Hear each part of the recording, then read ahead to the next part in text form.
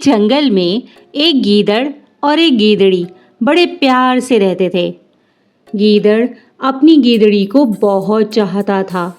वो जो भी फरमाइश करती, गीदड़ हमेशा उसे पूरा करने की कोशिश करता था।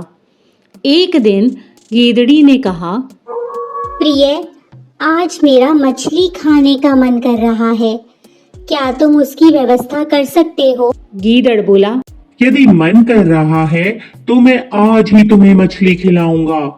ये कौन सी बड़ी बात है। और यह कहकर गीदड़ चल दिया। नदी की ओर जाते समय वह सोच रहा था, अरे मैंने अपनी पत्नी से कह तो दिया, लेकिन उसे मछली खिलाऊंगा कैसे? मुझे तो मछली का शिकार करना तक नहीं आता, और अब अगर उसकी इच्छा पूरी नहीं की तो मुझे ताने दे देकर मार डालेगी। यही सोचते सोचते गीदड़ नदी किनारे पर जा पहुंचा और एक ओर बैठकर नदी में उछलती कूदती आती जाती मछलियों को ललचाई नजरों से देखने लगा। एक बार तो उसका मन किया कि नदी में ही कूद पड़े और पलक झपकते ही 2-4 मछलियां उठा लाए, लेकिन जैसे ही उसकी नजर नदी के उछलते तेज बहाव वाले पानी पर पड़ी तो उसका सारा जोश ठंडा हो गया। पानी में उतरने की बात सोचने से ही वह इतना डर गया कि वह नदी के किनारे काफी दूर एक पेड़ के नीचे आकर बैठ गया और वहां बैठकर वो कोई युक्ति सोचने लगा, कोई ऐसा तरीका जिससे मछली भी मिल जाए और जान का खतरा भी न रहे। तभी उसकी नजर एक ऊद बिलाव पर पड़ी, जो अपने साथी के साथ एक बड़ी मछली का शिकार करके उसे किनारे पर लाने की कोशिश कर रहा था। उनमें से एक ऊद बिलाव दूसरे से बोला, अरे वाह, ये मछली तो बहुत बड़ी और भारी है, हमारा तो कई दिन का गुजारा हो जाएगा। तो दूसरा बोला, हाँ भाई, तुम सही कह रहे हो, आज तो भगवान की कृपा से बहुत भारी मछली हाथ लगी है। भगवान ने कई दिनों के खाने का इंतजाम कर दिया है। उस मछली को देखकर गीदड़ के मुंह में भी पानी भर आया। वह सोचने लगा, क्यों ना इनसे यह मछली हथिया लूं, लेकिन कैसे? सीधी तरह से मांगने पर तो ये मुझे अपना भोजन देंगे नहीं, लेकिन अगर मैं थोड़ी सी चतुराई और बुद्धिमता से काम लूं तो शायद बात बन भी सकती है। तब तक ऊद बिलाव मछली को घसीटकर किसी तरह किनारे पर ला चुके थे। तभी उनमें से एक ऊद बिलाव की आवाज आई, अरे सुनो भाई, ये मछली तो एक है और हम 2 हैं, इसका बंटवारा कैसे करेंगे? तो दूसरा बोला, अरे कोई बात नहीं, हम खुद ही मिल बांट कर खा लेंगे। तो दूसरा बोला, देख भाई, यदि हम खुद ही बंटवारा करेंगे तो दोनों के दिल में यह खटक रहेगी कि शायद दूसरे ने ज्यादा मछली ले ली है। इसलिए मेरी राय तो ये है कि हमें किसी तीसरे से इसका बंटवारा करवा लेना चाहिए। गीदड़ ने जब ये बात सुनी तो उसके मन में खुशी की लहर दौड़ गई। वो बहुत खुश हो गया और किसी बड़े बूढ़े बुजुर्ग की भांति उनके सामने आकर खड़ा हो गया और बोला, अरे भाई लोगों, क्या सोच रहे हो? तभी उनमें से एक ऊद बिलाव बोला, बाबा, सोच क्या रहे हैं? बात दरअसल ये है कि हमने एक मछली का शिकार किया है। अब ये मछली तो एक है और हम 2 हैं, तो अब ये सोच रहे हैं कि इसका बंटवारा कैसे किया जाए। दूसरा ऊद बिलाव तभी बोला, बंटवारा तो कोई तीसरा ही कर सकता है भैया। ठीक कहते हो भाई, देखो, अगर तुम ठीक समझो तो मैं तुम दोनों के बीच इस मछली का बंटवारा कर सकता हूँ।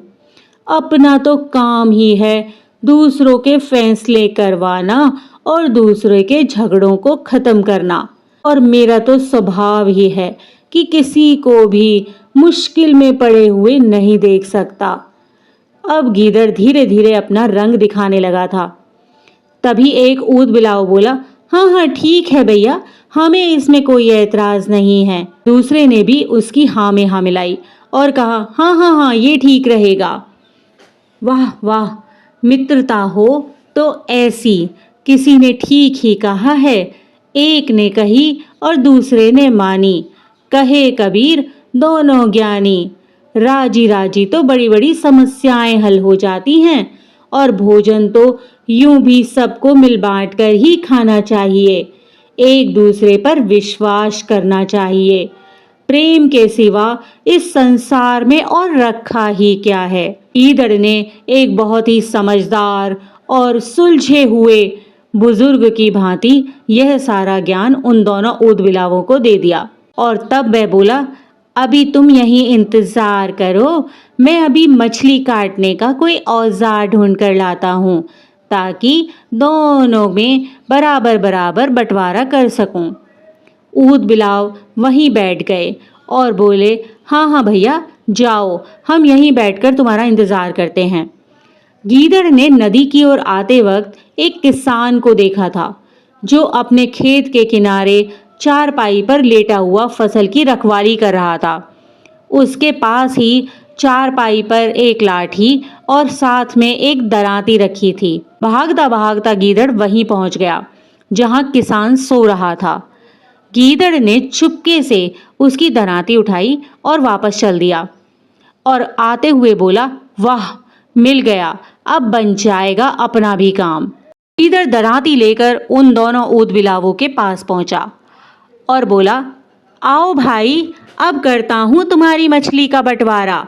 अब तुम्हें कोई शिकायत नहीं रहेगी कि किसे कम मिला है और किसे ज्यादा मिला है। गीदड़ ने मछली के 3 टुकड़े किए। पहले सिर अलग किया और फिर उसकी पूंछ अलग की।